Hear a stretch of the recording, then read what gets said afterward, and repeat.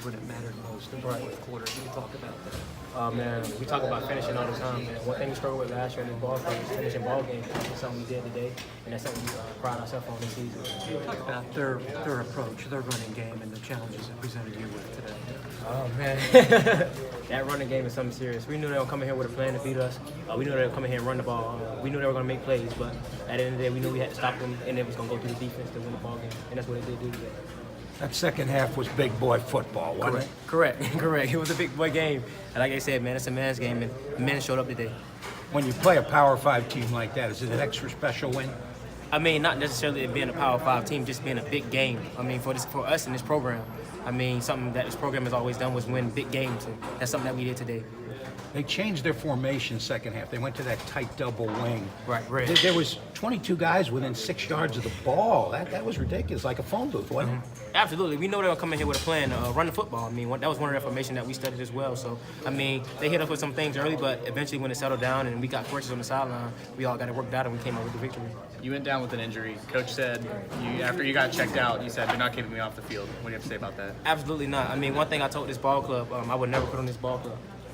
Those players know it, and I know it, and I just want them to fight for me like I fight for them. And that's something that we do. I trust every single one of those players on that ball club. So, I mean, I would never put on this ball club. What was your reaction whenever Horn took 2 back-to-back to the house? Actually, I called Horn, meet me. And then he says, Jerome. So he's the fastest guy on this ball club. I mean, he can fly. I mean, when you see him run, he runs effortless. That's how fast he is. You just see him pouncing off the ground. And I told him big-time players make big-time plays in big-time games. And I told him, when you're going to be fast, you got to be fast all the time. That's got to be the ESPN #1 play tonight, doesn't it? Absolutely, both of them. Yeah.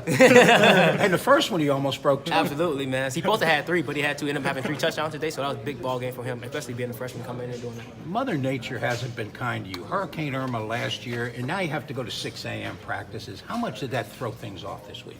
I mean, we just keep focused on the task at hand. I mean, we control what we can control. I mean, we know we have weather issues here in Florida, but I mean, we control, and come out and execute on Saturdays. Get to play in another pro stadium next week. That's big time. I heard that stadium has a lot of history. I've never been, so it'd be good to go up there and show out in that stadium. Maybe one of the Bears will show up. Absolutely, that'd be good. What do you have to say about the way that the offense, Blake, led that drive late in the third quarter, early fourth quarter, whenever y'all were down 10? Before every ball game, I tell Blake to lead that offense, and I'll lead the defense. I mean, that's something that he's done, and he will continue to do. I mean, I look to Blake as a leader on that side of the ball, and he does it exceptionally well. You know, real tough defense to kind of, or offense to kind of stick with there in Georgia Tech, real assignment football. When there's a point where you're just kind of waiting for which defense is going to make that big play, and it doesn't seem like either offense can be stopped, how hard is it to sit there and grind with an offense like that that's just constantly making you stay focused and making you work? I think it comes down to never getting bored with your job. I mean, enjoying the process. I mean, plays may not come your way, but you got to keep doing your job, because if you don't, then the play will come back your way. So, I mean, never getting bored with doing your job. I mean, you got to be obsessed with doing your job, and that's something that we did this week, and we've been practicing for this team because we know the type of offense they ran, and we executed today.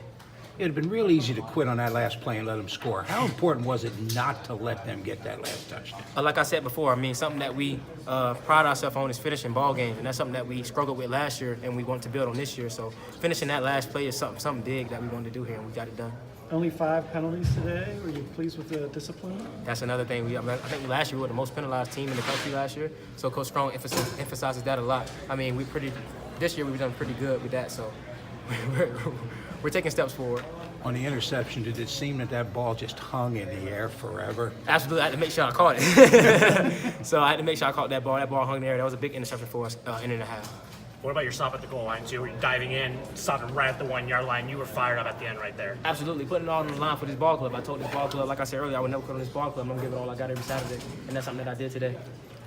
You don't have Flowers running the ball, but you got a guy who's pretty athletic back there. Absolutely. I mean, it's the next man up. It's the next man up business. And Blake is doing a great job at his job. So, I mean, we're getting behind that guy. We're going to get behind that guy here and lead him every time. And we trust him. How long can you celebrate this win? Oh, man, 24 hours in his own Illinois. How about the timeliness of the team fumble just at that point? You needed a turnover in the worst way, and just everything came through. We knew they weren't going to put it in the air that much, so we knew that we had to get the ball off these guys, and that's something that we practice as well. I mean, strip attempts and scripts are something that we emphasize in practice as well as catching the ball. So, I mean, we wasn't surprised that we got it. We just was excited to get the ball from them. You were second in the nation last year in interceptions. You got 3 this year. You look to do the same thing this year? Absolutely. The standard is the standard here. I mean, we pride ourselves on the standard, and the standard can't be lowered for nobody. I mean, those guys left, and we have to embark on what they left behind and try to do better than they did. That's how you build programs. So trying to get more than 20 this year. Absolutely. Thank you.